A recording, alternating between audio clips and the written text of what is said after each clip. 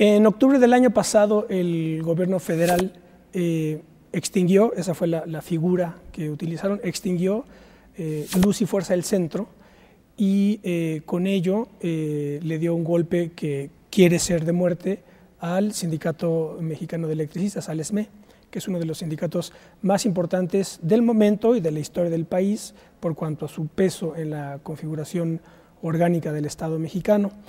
La cobertura mediática de manera muy general de ese evento fue marcada por el patetismo, la abyección, la confusión y la oscuridad. Oscuridad, abyección y patetismo semejante al papel que ha tenido el Ejecutivo en esta materia, en golpear al movimiento sindical.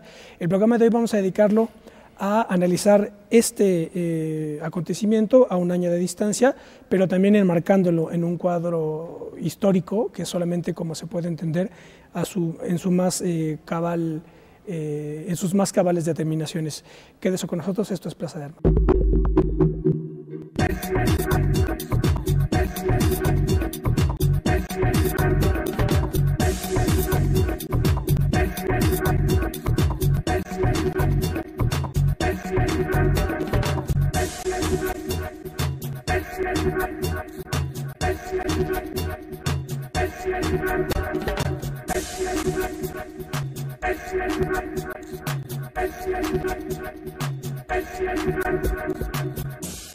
¿Qué tal? Qué bueno que están en otro programa de Plaza de Armas, aquí por Capital 21. Les recuerdo nuestra página propia, www.plazadearmas.tv, y nuestro correo plazadearmas21@gmail.com. Bueno, tengo el gusto de saludar en esta tertulia nuevamente a Juan Campos Beca. ¿Qué tal, Juan? ¿Qué tal? ¿Cómo estás? Del Centro de Estudios Vicente Lombardo Toledano, y también nos acompaña Luis Miranda. ¿Qué tal, Luis? Gracias, buenas tardes, gusto saludarlos. Luis viene del Centro de Estudios del Movimiento Social y Sindical. Bien, vamos como ya les digo, a situar en un cuadro histórico la historia, digamos, la trayectoria del movimiento obrero y sindical mexicano, con motivo de lo que dije en la introducción, de la extinción de Luz y Fuerza del Centro, que en el fondo era un golpe al sindicato mexicano de electricistas, que como también dije, pues es uno de los vectores fundamentales del movimiento obrero mexicano, junto con muchos otros, y también pues en la necesidad de esclarecer muchas claves, ¿verdad?, dialécticas de este proceso, que pues desafortunadamente en los medios de manera muy generalizada, no todos, pero casi todos, sobre todo los radio y televisión, la cobertura es totalmente desproporcionada e impide entender la complejidad del asunto, porque siempre es muy común, por lo menos yo, alguien de mi generación, por lo menos si se forma su juicio viendo la televisión, escuchando la radio, pues inmediatamente piensa en sindicato como a trabajador que no hace nada, que está sentado cobrando el líder sindical que se duerme en las asambleas que sacan en la televisión, en Televisa, por ejemplo. En fin, es de verdad nefasta la cobertura que se hace de lo que significa el movimiento obrero y sindical. Así que bueno, pues con lo que haremos en esta hora es tratar de entender históricamente la historia precisamente del movimiento sindical, sus grandes vectores, sus grandes liderazgos, sus vicios también, hay que decirlo, sus problemas internos, para ver pues qué podemos tener en los próximos años y qué es lo que está pasando en el presente. ¿Cómo podemos iniciar una exposición, un bosquejo histórico del movimiento sindical en México? Evidentemente, el referente inmediato es la Casa del Obrero Mundial, ¿correcto? Sí, es cierto. Primero hay que entender que los sindicatos son producto del sistema capitalista. Antes no era posible, no había este tipo de relación de trabajador asalariado. Eso es lo que finalmente origina en un largo proceso la creación de los sindicatos. Nuestro país, como un país atrasado, muy rezagado respecto al desarrollo, pues a principios del siglo XX apenas tenía unos cuantos obrajes y algunas fábricas importantes, era centenares, miles, pero pequeños los trabajadores en toda la nación. Entonces era muy difícil que surgieran sindicatos fuertes, organizaciones obreras importantes.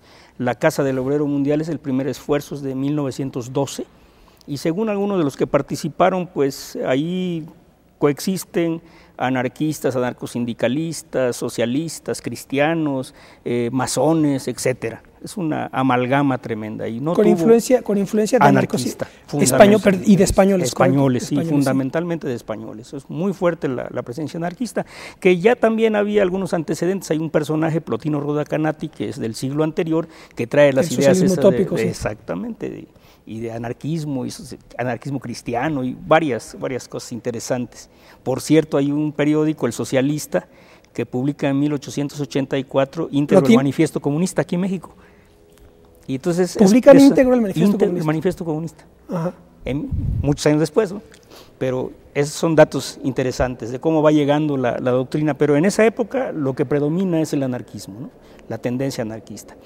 A este respecto recuerdo lo que dice Lenin en ¿Quiénes son los amigos del pueblo? Cuando dice el problema de las haciendas es que está toda desperdigada, y dice, y allí donde incluso haya una propiedad comunitaria sigue siendo igualmente desperdigado. El asunto es el desarrollo capitalista para que la clase obrera se configure históricamente, ¿verdad? No hay conciencia todavía. Exacto. No hay conciencia. Entonces es muy fácil que ese tipo de pensamiento se prenda en los sectores de la población.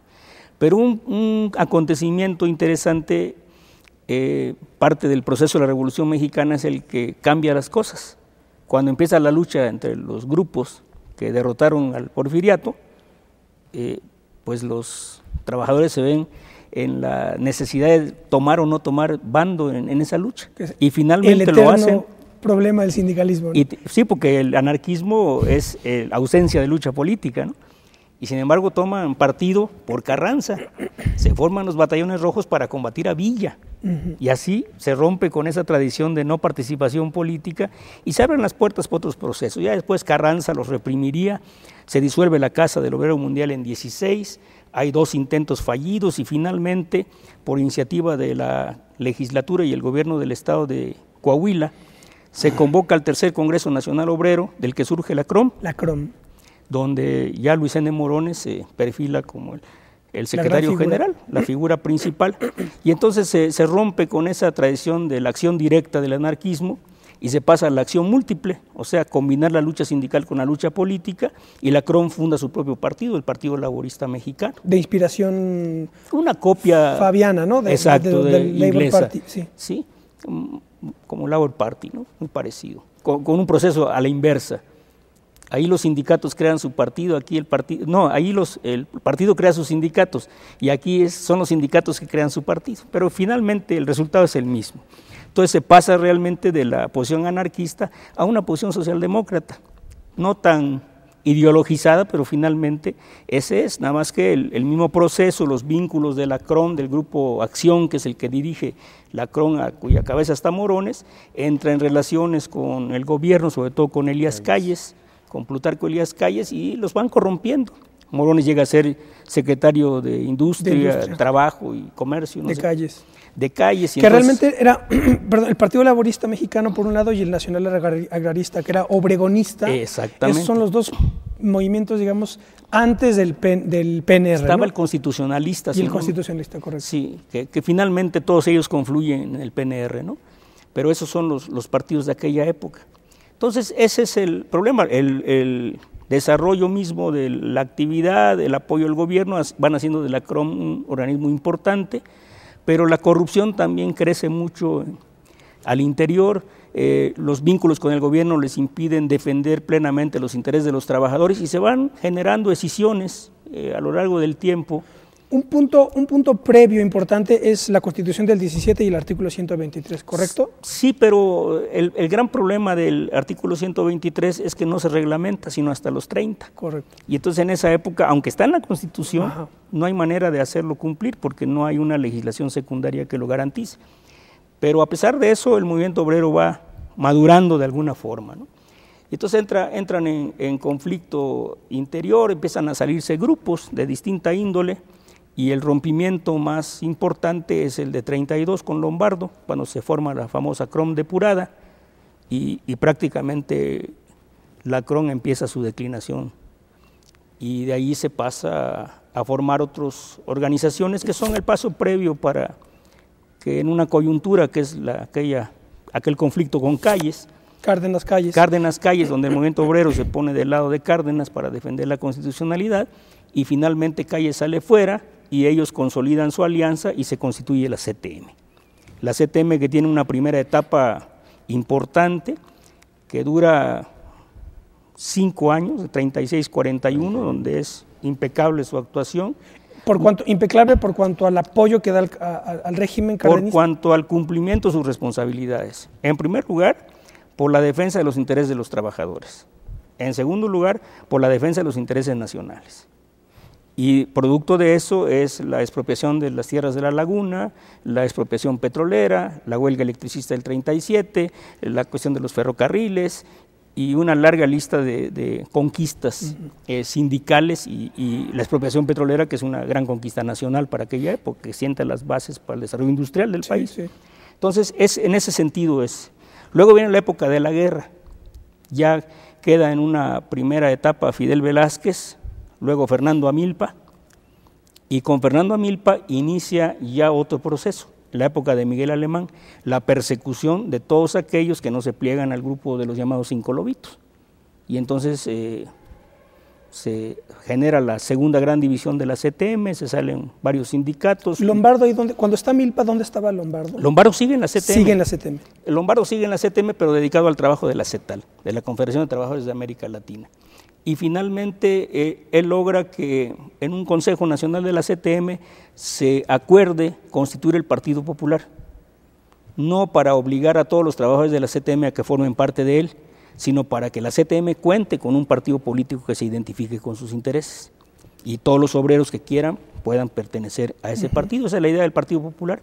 La CTM toma el acuerdo de hacerlo, pero a la hora de cumplirlo violan el acuerdo de su propio consejo, y no solo eso, sino que propician la expulsión de Lombardo en el 47 de parte de Fernando Amilpa.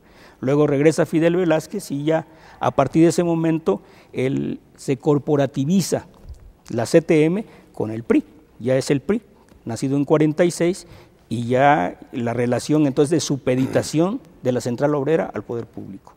Y a partir de eso se va generando toda esta cultura que se ha caracterizado de una manera genérica como charrismo, claro, que lo mismo sirve para designar a un impuesto por la fuerza, que a un supeditado al poder público, que a un corrompido, que a un antidemocrático, que lo que sea, todo es charro. Pero el origen de esto es la imposición de Jesús Díaz de León como dirigente ferrocarrilero por Miguel Alemán, lo apodaban el Charro Díaz, y de ahí viene ese calificativo de charrismo a todo dirigente impuesto por el poder público y después a todo dirigente que no responde a los intereses de la clase obrera. Ahí son puntos importantes de trabazón orgánica del Estado, bueno, del régimen, digamos, frente a los movimientos obrero y campesino, porque en el 38 nacionaliza Cárdenas el petróleo y, si no me equivoco, meses después cambia el partido de PNR a Partido de Revolución Mexicana, ¿correcto? Sí, exactamente. Y ahí en dialéctica con el lombardismo, con claro, el CTM, ¿no? Claro. Lo mismo sucede con Alemán. Así es. Que cambia el nombre del partido a Partido de Revolución Institucional y hace ese encuadre que acabas de decir, de ese ajuste en el movimiento obrero, ¿no? Sí, pero no solo es cambio de nombre. Claro, no obedece, claro, una transformación, por inclusive cierto, en los términos, por ejemplo, el lema del PRM, por un gobierno de los trabajadores o algo por el estilo, ¿no? Y ya el del PRI ya no tiene nada que ver con ese tipo de intereses, ¿no? Claro. ¿Por qué? Porque Cárdenas tiene un programa nacionalista y Miguel Alemán es de supeditación a los Estados Unidos en la época de la Guerra Fría. Claro. Entonces eso le da el tono a la relación entre el Estado y la clase obrera. Y a partir de ahí se subdivide la CTM, surgen la CROC y un montón de organizaciones como hasta la fecha que se tratan de aglutinar en los 80 en el Congreso del Trabajo, que de alguna manera se coordinan de una manera formal, pero nunca se vuelve a constituir la unidad del movimiento obrero hasta la fecha. Una característica del movimiento obrero mexicano es su pulverización. Infinidad de centrales, de sindicatos independientes, de todo tipo. ¿Cuándo fue el momento de mayor unidad? La CTM. La CTM de los 36. Claro, del periodo que tú dices, sí, que cuando fue impecable el trabajo que logró. Solamente 2 grupos no entraron. El muy pequeño grupo de Morones, que estaba con Calles, y la CGT, parte de la CGT de los anarquistas, porque una parte se ingresó. Es todo lo que quedó fuera, todos los demás quedaron incluidos en la Central Obrera. Fue el movimiento más fuerte. Así es. Y bueno, y esa situación de los 50 es la que todavía prevalece, supeditación de los sindicatos al Estado. Ahora una situación más grave, porque escucho a uno de los dirigentes obreros y ya les importa quién está en el gobierno. El que esté en el gobierno, ellos se supeditan, ¿no? Hay una relación previa de estar dispuestos a aceptar lo que el poder les imponga. Entonces se perdió la conciencia de clase, no solo en los dirigentes, sino en la masa. No hay capacitación política, no hay vida democrática, y todo eso ha sido negativo. No hay vida democrática interna en los sindicatos, no existe. En ninguno. No. Bueno, hay excepciones. El ESME es una de ellas. El ESME es un sindicato que se ha significado por tener una vida democrática interesante. Para empezar, ahí no se eligen planillas, se elige cargo por cargo. Cargo por cargo se vota. Se vota, y la mitad del comité ejecutivo en una elección y la otra mitad en la otra. O sea, hay forma exacta, y de que todos los grupos que tengan presencia y fuerza estén representados en el Comité Ejecutivo Nacional. En los organismos que podríamos generalizar llamando charros, es el planillazo, y siempre gana el mismo. Y si hay oposición, la persiguen, inclusive la asesinan. Entonces, esa es la diferencia. Otro sindicato que en su momento tuvo vida democrática, ahora ya muy disminuida, es el CENTE, Sindicato Nacional de Trabajadores de la Educación. ¿En qué época? Toda de los 40, 43 más o menos, ¿no? Sí. En este sentido, hablando del movimiento magisterial, Luis, ¿cuál es la relación de Lombardo y el magisterio y su creación, la creación del sindicato? Bien, yo no exageraría decir que Lombardo es el dirigente más lúcido de la clase obrera, y su papel en la creación del CENTE es su gran orientación de la lucha de los trabajadores, su ideología, la ideología de la clase trabajadora, porque él es un teórico en ese sentido. Bueno, decir teórico pues tampoco, no está bien decirlo, es un dirigente en su máxima expresión. ¿Por qué no está bien decir que es por la separación teoría-praxis? Porque también por la relación teoría-praxis, correcto, claro. Porque en los dos campos es donde tiene se distingue mucho. Pero es que ese es un debate nociológico precisamente, porque que es muy común, cuando la gente dice, no, es que una cosa es la teoría y otra es la práctica. Bueno, momento, porque nada. La decisión teoría-praxis es aristotélica, y entonces, pues para Aristóteles la teoría es el reflejo de la práctica. Pero desde un punto de vista materialista, la teoría es ella misma práctica. Por tanto, para un materialista no hay distinción. Claro. Es operatoria, ¿no? Así es. Hay plena correspondencia, no se puede no se puede separar la teoría de la práctica. Claro. Vamos, hay una simbiosis claro. En ella, ¿no? Se corresponden de manera mutua. Además, por ejemplo, es decir, un avión de propulsión que es práctico no puede entenderse sin una teoría previa que permite que eso haya tenido, o una bomba atómica, etcétera. Ahí es donde la teoría práctica, esa distinción es falsa. Por ejemplo, la bomba atómica, que es práctico, pero sin la teoría de Einstein es imposible la bomba atómica, por tanto no es distinción. Sí, pero bueno, producto de una investigación muy profunda, ¿verdad? Es el creador de la teoría molecular, pero luego ya dice, se desarrolló todo esto.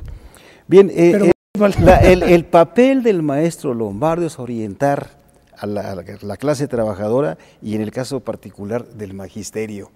Es decir, la tarea que se desempeña, no solamente en su asociación como gremio sindical, sino en su preparación intelectual como profesores, como formadores de las conciencias de las nuevas generaciones, porque en ese campo, en teoría educativa además, Lombardo, bueno, tiene una obra extraordinaria en materia educativa. Entonces, no es casual que se llame maestro. Nosotros lo llamamos el maestro Vicente Lombardo Toledano, y cualquier referencia la hacemos a él como el maestro.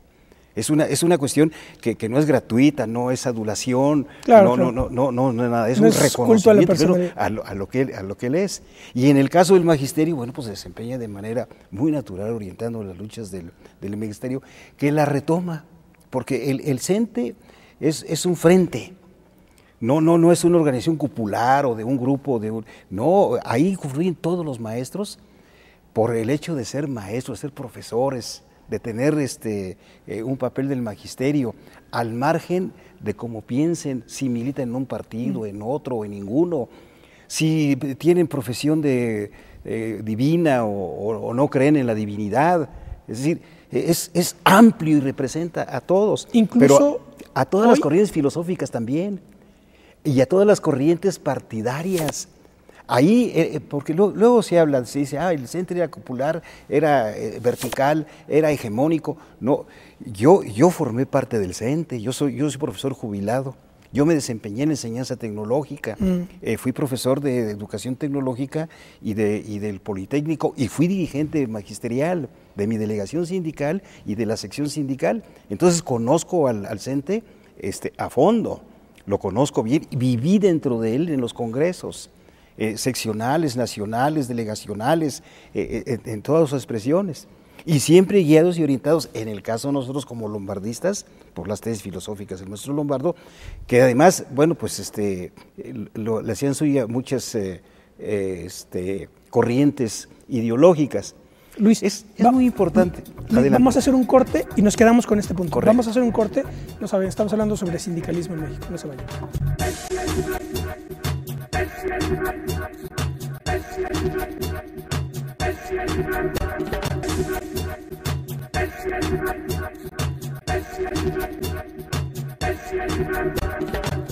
Bueno, ya estamos de vuelta, esto es Plaza de Armas, estamos conversando con Juan Campos Vegas del Centro de Estudios Lombardo, Vicente Lombardo Toledano, bueno, el Centro de Estudios Filosóficos, Políticos y Sociales, Vicente Lombardo Toledano, y con Luis Miranda del Centro de Estudios del Movimiento Social y Sindical, y nos quedamos con Luis que estaba desmenuzando al estábamos hablando de cómo está hacia la vida interior el CENTE, de cómo actúa como organismo de la defensa del Magisterio Nacional,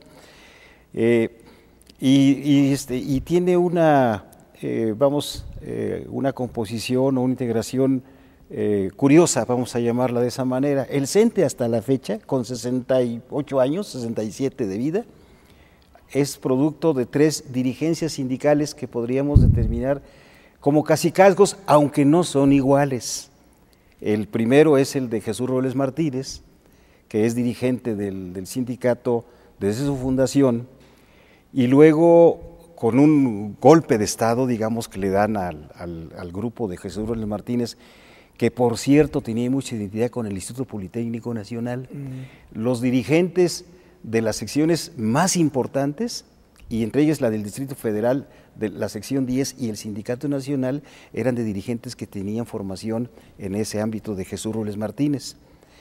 Y el otro luego fue Carlos Conjitud Barrios, que un día le da un golpe de Estado en sus instalaciones de Venezuela 42, y después Elba Ester Gordillo, que llega impuesta por Carlos Salinas de Gortari y Manuel Camacho Solís. Esta dupla fueron las que hicieron llegar a Elba Ester a la dirección del sindicato para frenar ya les era incómodo Carlos Conjitud.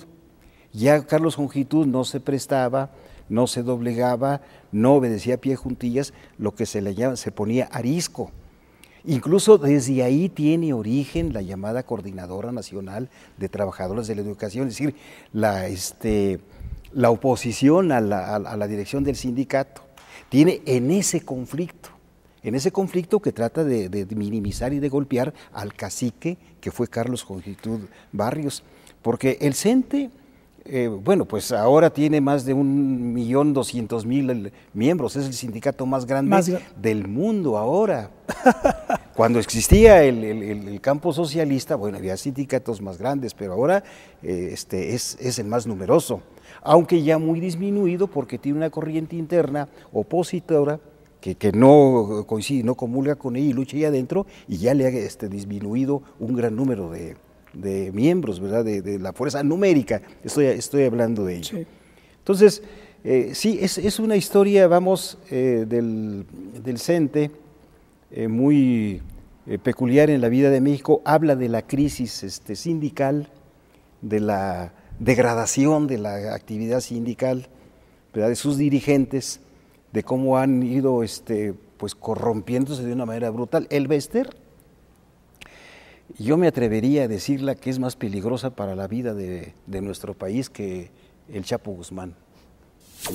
Porque esta señora, utilizando todo el poder inmenso que le ha dado el propio poder político, realmente influye mucho en una decisión presidencial, esta señora con todo ese poder que le han entregado. Y dejó de lado totalmente. En este momento, para el Magisterio Nacional, hay una embestida brutal como clase trabajadora.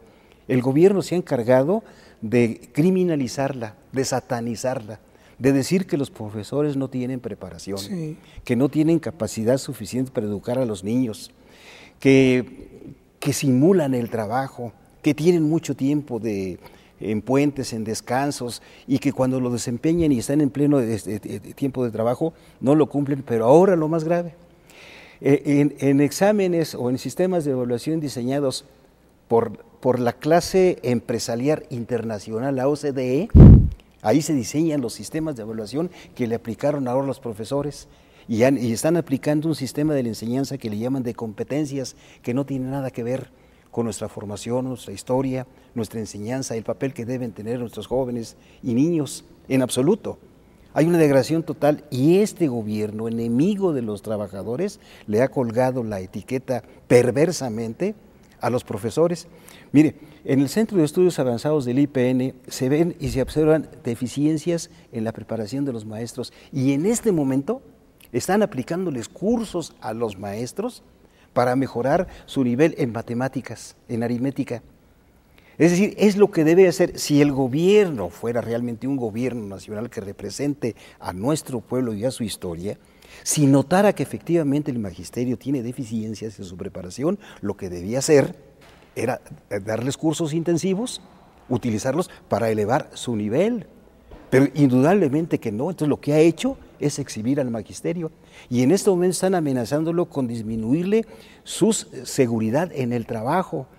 Están manejándoles. En el estado de Hidalgo, acabo de conocer que allá llegó un representante del Sindicato Nacional a reunirse con las direcciones sindicales del estado de Hidalgo, y les dijo, acaba de suceder, hace 3 días apenas, que su contrato va a tener que ser revalidado, que van a tener que, no es renunciar, sino que van a tener que suspender, detener su plaza, su nombramiento, y que les van a expedir uno nuevo, pero que ese nuevo ya tendrá que ser viendo a quiénes sí y a quiénes no. Es una amenaza brutal. Esto no puede ser, es anticonstitucional. Viola todos los preceptos de carácter legal y de los derechos de los trabajadores, pero estos gobiernos son capaces de hacerlo. Eso fue lo que pasó con el ESME. Con el ESME. Un golpe de corte fascista perpetrado en horas de la madrugada, que llegaron con la fuerza pública y con el ejército y la armada para apoderarse de una manera criminal de todas las instalaciones de luz y fuerza del centro. Si hubiera sido lo que dijo Calderón ahora y lo que dijo antes Fox, de que en el sindicato hay pérdida del capital que ellos deben hacerse cargo de producir, no hubiera sido necesidad de hacer eso, de haber llegado como en una actitud fascista a despedazar, a deshacer a un sindicato que, por cierto, el próximo 14 de diciembre cumple 96 años, está cerca del centenario. El sindicato nace en 1914. Es de los primeros también. Sí. Es de los primeros, el Sindicato Mexicano de Electricistas, correcto. Que además tiene también una gran participación en la creación de la CTM. Y el apoyo a Cárdenas en la nacionalización. No, la nacionalización de la industria eléctrica se hace en los 60. En los 60. Es López Mateos el presidente del país. Pero en los apoyos al cardenismo, quiero decir, ¿no? Así es. Sí, es un sindicato que ya tenía rato, ahora ya se convierte en un sindicato que es al servicio del Estado, pero antes era para empresas canadienses, inglesas, norteamericanas. Por cierto, el sindicato, el ESME, nosotros decimos que el propósito de liquidarlo, de extinguirlo, fue porque a partir de la nacionalización de 1960 se crea una red eléctrica en el país única. Es única, todo el país está ramificado, es una red. ¿Qué es CFE? Que es CFE para la mayor parte del país y en el centro para luz y fuerza, pero aquí no existe separación en materia de energía, es una sola. La generación, la distribución y la comercialización es una sola. en transmisión, en distribución, sistemas subestaciones, etcétera. De tal manera es una red tan extraordinaria que en Sonora, por ejemplo, puede haber falta de electricidad en una hora pico y puede entrar una planta en Yucatán y entra a la red. Entra y se fortalece, vamos. Sí. Esa es la virtud. Bueno, este sistema de distribución, esa red nacional, tiene un hilo que no se utilizaba antes. Es un hilo que se llama de guarda, es el que protege contra fenómenos magnéticos de las islas, de las líneas de alta tensión. Para eso sirve, se le llama hilo de guarda. Y ese siempre ha estado ahí y nada más tiene ese propósito. Ahora se encontró con que ese hilo conductor sirve para transmitir a todo el país el internet, la televisión y ¿El qué? Teléfono. El servicio telefónico, la comunicación telefónica. A través de ese hilo, y entonces encontró con que esto vale enorme, tiene un valor elevadísimo. Pero entonces lo quieren entregar a empresas privadas para que tengan ese uso. Y el ESME dijo que en su área, a donde tiene su competencia, que es la del centro, que es luz y fuerza del centro, no entrarían. Ellos estaban peleando porque de esas enormes vías que se abren, con lo que se llama la fibra óptica, se podían desarrollar canales culturales, educativos, que no fueran simplemente comerciales ni que sirviendo para deformar la conciencia de los mexicanos, sobre todo lo de los niños, que es en donde tiene mucho mayor repercusión.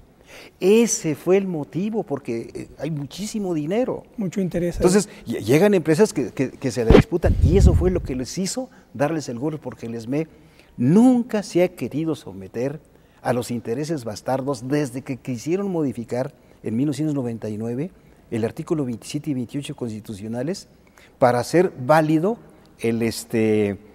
la inversión de empresas extranjeras en materias de energía. Desde ese tiempo el ESME se levantó. Zedillo dijo en esos días que convocaba a un gran debate nacional, porque él estaba seguro de que iba a entenderse que los propósitos que ellos perseguían servían al país, y ese debate lo perdió.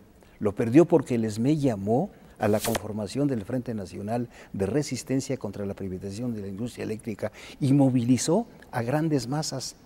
Ese frente permitió que el área que le pertenece en el centro del país al ESME se fuera a toda la nación. El Frente Nacional tuvo aplicación en todo el país y desde entonces que todo venía entregándose y vendiéndose y privatizándose, entregando. Todo se vendió: carreteras, puertos, ingenios, la industria minera, guanos y fertilizantes, la industria papelera, todo se entregó. Pero cuando llega ese momento, entonces empezó el pueblo a luchar y se empezó a organizar y empezó a hacer manifestaciones, empezó a salir a la calle, empezó a hacer mítines, empezó a publicar, a editar, a llamar a la elevación de la conciencia de todo el pueblo. Esa es obra fundamental del ESME. Zedillo le habló al dirigente del ESME para explicarle y decirle, y le puso un grupo de técnicos para querer marearlo, y le dijo: oiga, mire, espéreme tantito, yo no entiendo muchas de las cosas que me están aquí planteando esos técnicos, pero lo que sí sé, y me recuerdo muy bien, es que el 27 en su fracción sexta dice que la energía pertenece solamente a la nación, y que es el único que en ese aspecto no entrará ninguna inversión privada. De eso sí me acuerdo. Y le dio tiempo para salir, citar al Comité Central, llamar a todas las fuerzas y constituir ese gran movimiento que ha ido creciendo y se ha ido transformando y ha ido penetrando en todo el país, ya no solamente sobre la electricidad, sino el petróleo. Claro. Ha articulado, se expandió, digamos, ya los frentes de lucha o de resistencia. De lucha, de defensa, de resistencia, y eso ha llevado pues a que realicemos en muchos lugares reuniones, asambleas, congresos, conferencias, publicaciones. ¿Hoy cómo se llama el frente? El último expresión a la que hemos llegado en esta tarea es el Congreso Social hacia una nueva constituyente, que nos reunimos los días 19, 20 y 21, precisamente en el auditorio del ESME, aquí en Insurgentes, el nuevo auditorio que tiene el edificio nuevo, que por cierto ya no le dio mucho tiempo de festejar el nuevo edificio que tiene el ESME. Ahí fue la inauguración, pero también participó el Sindicato de los Mineros, el sindicato en sus instalaciones se hicieron las mesas de trabajo, en el sindicato de tranviarios, e incluso una comunidad evangélica facilitó un edificio para que ahí sesionáramos en uno de los temas. Reunió entre 1.500 y 2.000 dirigentes de todo el país, dirigentes de organizaciones y de movimientos y de frentes muy diversos y muy amplios. Entonces, aquí se trata de llegar a un acuerdo a través de un proyecto de nación alternativo al neoliberalismo y toda una política de alianzas, toda una política de documentos y de acuerdos que estamos en este momento reelaborando para poder publicarlos y hacerlos llegar a todos los movimientos, porque es el eje articulador de donde pensamos nosotros alcanzar cohesión, porque es un elemento que debemos nosotros cumplir para poder realmente llevar hacia adelante los objetivos, los propósitos de esa asamblea, que son, en primera instancia, no estamos elaborando pliegos petitorios, no le estamos diciendo al gobierno queremos que nos des, queremos estos aumentos, no. Tenemos que decirlo tal como es. La única posibilidad de rescatar el rumbo de la nación es echando abajo este gobierno. Es la única posibilidad y no queremos ningún trato, ninguna negociación, no vamos a tramitar, vamos a pelear contra ellos. Estamos en esa pelea porque no deja otro recurso. Nosotros quisimos llevar los acuerdos el día 21 a hacer un mitin en el Zócalo. Nos dijeron, al Zócalo no ingresan. Tendieron un cerco militar alrededor del Zócalo con la orden de no dejar pasar a nadie. Si nosotros hubiéramos insistido, si hubiéramos nosotros continuando con eso, seguramente hubiera habido un zafarrancho, un baño de sangre. ¿Te refieres en el contexto del 20 de noviembre? Del 21. O sea, 21 de noviembre. Del 21 de noviembre. Claro. Que nos dijeron que estaba vedado totalmente. Y cualquier de las gentes tantas que llegaron, porque llegó muchísima gente para ver las nuevas obras, tuvo que cumplir muchos requisitos para poder identificarse, para poder ser, y todo en orden. Todo debía ser en orden. Eso habla de que el gobierno está dispuesto a llegar, como con el golpe del ESME, a lo que llamamos los golpes de corte fascista. Cuestión a la que acordamos no acudir, porque nosotros, bueno, pues tenemos que utilizar la habilidad y la inteligencia para poder avanzar. No queremos ni encarcelados, ni mucho menos muertos, y no queremos baños de sangre. Nosotros sabemos que tenemos la razón, y sabiendo que tenemos la razón, vamos a vencer y vamos a ganar, porque el que tenga la razón gana el futuro. Por cierto, frase del maestro Lombardo, esta última. Volviendo ahora al CENTE, ¿qué futuro puede tener ese sindicato con la actual dirigencia, con la actual estructura, y teniendo la potencia que tiene? Es decir, no, ya lo dijeron, el sindicato más grande incluso ya del mundo. ¿Cómo puede evolucionar ese sindicato? En los maximatos que yo he mencionado, los 3 se creyeron en su momento ser los que podían decidir bajo sus caprichos el rumbo del país, y estos cayeron. Y como se dice un dicho nuestro, muy popular y muy sabio, cuando veas las barbas de tu vecino de recortar, pon las tuyas a remojar. El Bester debía ser más juiciosa, pero no lo es todo lo contrario. Se cree, la vanidad y la soberbia, sí, la han hecho no medir consecuencias. Ahora está con los que se fue antes, apoyó a los candidatos del PAN, ahora va con los del PRI. Nuevamente regresa de donde salió. Crea el partido Nueva Alianza. En la medida en que el magisterio cobre conciencia, el que está en las escuelas, en el aula, el que, como decimos nosotros, tiene con el GIS y el borrador, y que empiece a crear sus núcleos, sus direcciones delegacionales de su propia escuela, con un sentido independiente, con un sentido de vida sindical, de que empiecen a luchar por sus derechos, ellos son los que van a cambiar las condiciones del magisterio y acabarán con el cacicazgo, porque no deberá esperarse a que surja otro cacique de esta naturaleza como los que hemos descrito. Eso ya no debe suceder. Nosotros podemos apreciar que el magisterio, bueno, pues estudia, analiza, reflexiona, debe saber de las cosas, debe saber qué es lo que debe hacer, cómo debe hacerlo. Nosotros hacemos todo lo que alcance nuestro está para poder trazar el camino, pero es responsabilidad del magisterio el que debe luchar para darse la dirección que se merece y evitar que como ahora se le esté criminalizando diciendo que no sirve para nada. Nos comentábamos también esto de esta figura del charrismo, ¿verdad? Que tú comentabas, Luis, que es una muletilla, un distractor, digamos, para direccionar las luchas de los sindicatos hacia los supuestos, bueno, no supuestos, líderes charros, pero sin que se identifique al verdadero antagonista en esta dialéctica. Sí, ¿no? el término del charrismo es utilizado ahora de una manera muy indiscriminada. Si en un momento cuando nace tiene razón porque se caracteriza un dirigente que se entregó y se vendió, y que no tenía capacidad para dirigir ni esas cosas, bueno, pero esto no es aplicable así de manera indiscriminada, ¿no? A cualquiera que no coincida, al que no se ajuste, es charro.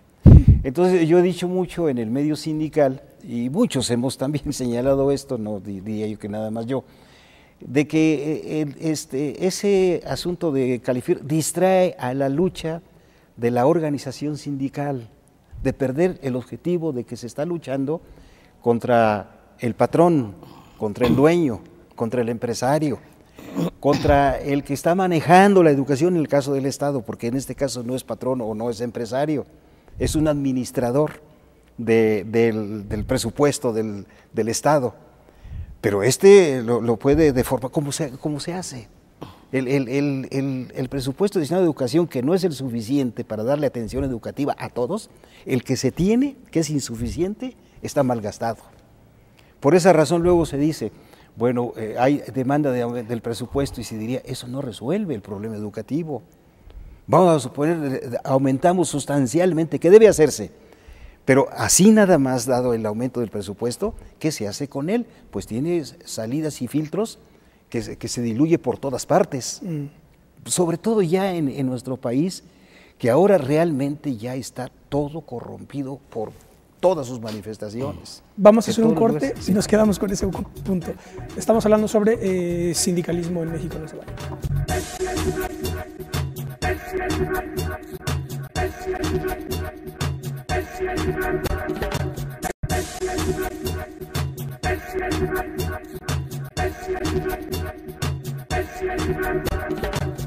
Bueno, ya estamos de vuelta, este es el último bloque, estamos conversando con Luis Miranda y Juan Campos Vega sobre la complejísima historia y la dialéctica del movimiento obrero, el movimiento sindical en México. Estábamos con el de maestros, pero por ejemplo, es que además cada sindicato pues, es todo un universo en sí mismo, y aquí las dificultades de tratar de unificarlo, pero sobre todo cuando tienes distintos sindicatos de industrias muy poderosas, porque les hice la pregunta ahorita en el corte del sindicato de petróleos, por ejemplo, que también es otra cuestión, ¿no? ¿Qué podemos decir ahí?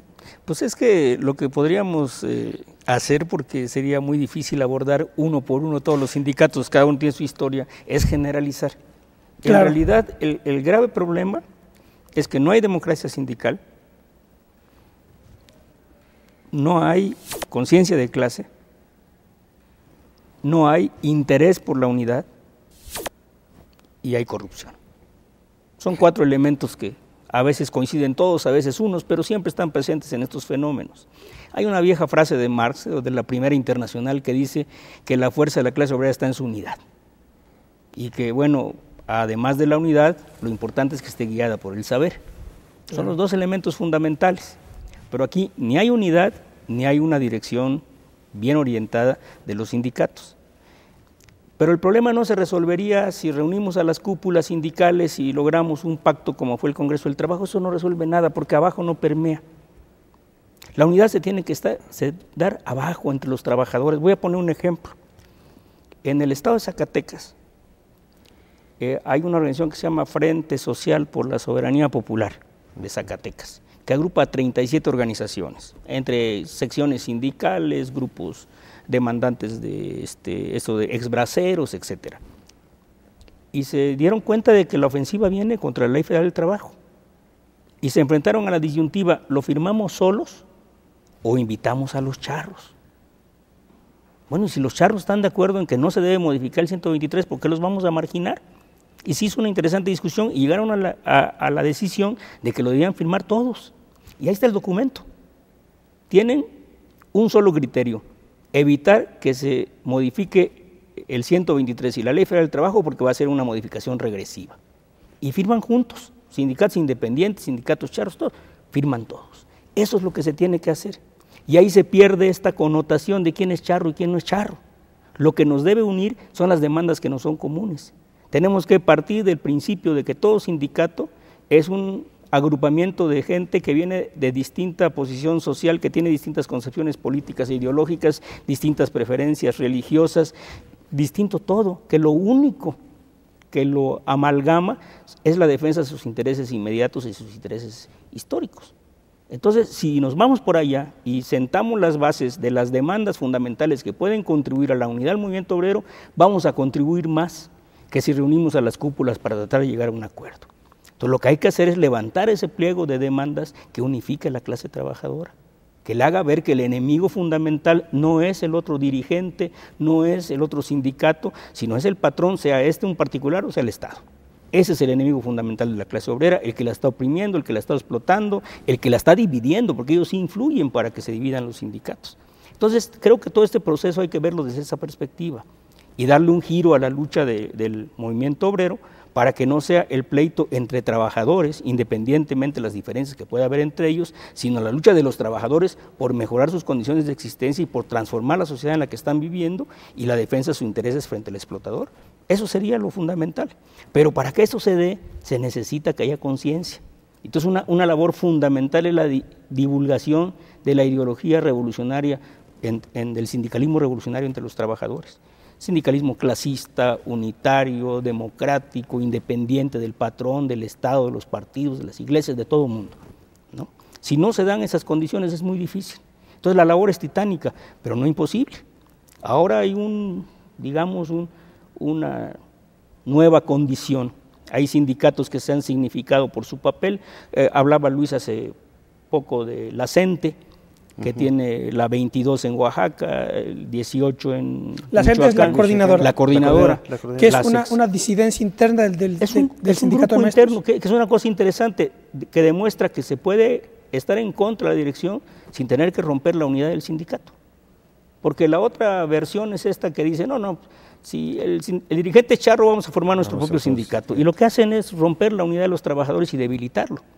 Y aquí la CENTE no ha actuado así. La CENTE se ha mantenido adentro como una corriente que disputa la dirección y que ha ganado secciones. Tiene la 9, tiene la 22, tiene la 18 y tiene gente en muchas secciones. Tiene influencia en varias. Entonces, ese proceso es interesante. Y a través de ello se va ganando conciencia en Guerrero, en Baja California, en Zacatecas, en distintos estados. Tiene fuerte presencia la CENTE y ha ganado espacios, por lo que decíamos hace un rato, de ¿qué le va a suceder al CENTE? Pues eso va a depender mucho de este proceso interno que se está dando. Entonces, esa es una forma correcta de trabajar. Puedo tener diferencias de criterio con la dirección, puedo estar en contra en la forma como dirige, pero no tengo por qué dividir al sindicato. Puedo trabajar adentro. Mientras pueda, ahí voy a estar adentro trabajando y ganando espacios para modificar la presencia. Entonces, si uno ve viendo un sindicato de mineros, que muchos ubicaban como un sindicato priista, un sindicato desclasado, están dando la pelea en todos lados. Se va uno a Guerrero, se va uno a Zacatecas, a Michoacán, a Sonora, y ahí están los mineros peleando. Guanajuato, todos lados. Entonces hay como un renacimiento del deseo, o de la necesidad más bien, de luchar por la defensa de sus intereses. Y junto a eso hay también el deseo de conocer más a fondo la teoría sindical. Ahora hay una preocupación en muchos sectores de trabajadores por tener cursos de capacitación porque sindical. Se perdió, digamos, eso. Se perdió, no hay, no hubo. Esto los dirigentes se oponen a que el trabajador se eduque, se forme, eleve su conciencia, porque ahí está habiendo su final. En cuanto al trabajador de base, el que está en las máquinas, el que está en la producción, en las líneas de producción, se eduque, se forme y eleve su conciencia, pues lo primero que va a tener que hacer es quitar al dirigente que no le sirve. Claro. Entonces estos se hacen cargo de que esto no suceda. Sí, hay sindicatos donde la lucha por un cargo se da a través de planillas de colores y y ese es de la ranita verde y ese es de la rosa, cosas sin contenido, sin principios, sin ideología, sin programa, sin nada, simplemente por el cargo sindical. Es una forma de corromperlos y de alguna manera de mantenerlos al margen de las preocupaciones que deben tener. Y entonces ahora ha surgido esa necesidad de los trabajadores de profundizar en el conocimiento de la teoría. De nueva cuenta se están difundiendo, a eso es lo que hacía referencia Luis, porque en diversos lugares a donde uno va, dicen, bueno, ¿y cómo podemos hacer para tener un curso de capacitación sindical? ¿Dónde podemos conocer más la ideología de Lombardo o estos planteamientos que nos hacen de Marx o de Lenin? ¿Cómo podemos hacer para conocer todo eso? Porque también está el otro fenómeno, que con el derrumbamiento de la Unión Soviética y la Europa del Este, la literatura marxista se fue al cajón de la basura y apenas se inicia un proceso de reedición de las obras. Que luego por eso luego a lo mejor va las obras de Lenin están a 10 pesos el tomo, entonces también eso sirve porque está muy barato. Claro, se tiene el alcance, claro, se tiene el alcance de una economía muy disminuida. Sí. Y ahora con la internet ya es fácil obtener cualquier material de eso, ¿no? Eso también ha modificado las cosas. Entonces se nota esa preocupación. Y es importante también, digamos, se cayó la Unión Soviética, entró en crisis, pero también todo el sistema capitalista que supuestamente triunfa entró en crisis también. Claro. Y estamos aquí, yo creo que nadie... En su propio éxito está acabando su tumba. Yo creo que nadie está aquí, salvo un cretino, está en posibilidades de decir que tiene la verdad de su lado. Es decir, estamos obligados a pensar y a repensar y a reconstruirlo todo, ¿no? Tanto las tradiciones marxistas como la defensa del capitalismo ultranza tiene también que ser cuestionada desde sus fundamentos. El mundo cambió radicalmente, no podemos quedarse con las mismas prácticas de hace 20, 30 años. Se quedaría uno rezagado. Así es. Esa es la cualidad o la virtud del marxismo, de que no son recetas, no son ir a leer, muy bueno leer a los clásicos. Claro, fundamental. Y empaparse de ellos, pero aplicarlos con sentido creador a las nuevas condiciones que existen, que tienen sus variables. Y esa es la riqueza que tiene el marxismo, que está en constante transformación, en constante cambio, sin extrayéndole de sus raíces. Claro. Esa es la inteligencia de saber aplicarlas en el momento concreto, sobre situaciones concretas. Nunca mejor dicho. Sí, porque lo otro es la repetición de las frases sin que vengan a caso. Sí, claro. ¿no? Yo todavía leo algunos periódicos de algunos camaradas que dicen vamos a establecer el gobierno de los soviets. No es broma, no es broma, es serio. Entonces dice uno, bueno, ¿cómo es posible que repitas una consigna que no tiene nada que ver con, ya no digamos con la realidad nuestra, con el mundo de hoy? Claro. ¿No? Aquí tiene uno que poner la creatividad y tomar, sí, los principios de la ciencia, pero para aplicarlos, como dice Luis, a la realidad concreta, ¿no? Que la recomendación leninista. Claro que sí. Bueno, tenemos que irnos. Les agradezco muchísimo, Luis, Juan, muchas gracias por haber estado con nosotros. Interesantísimo todo y bueno, hay mucho para discutir. Muchas gracias. Así es, gracias. Muy bien, pues esto fue otro programa más. Nos vemos la próxima.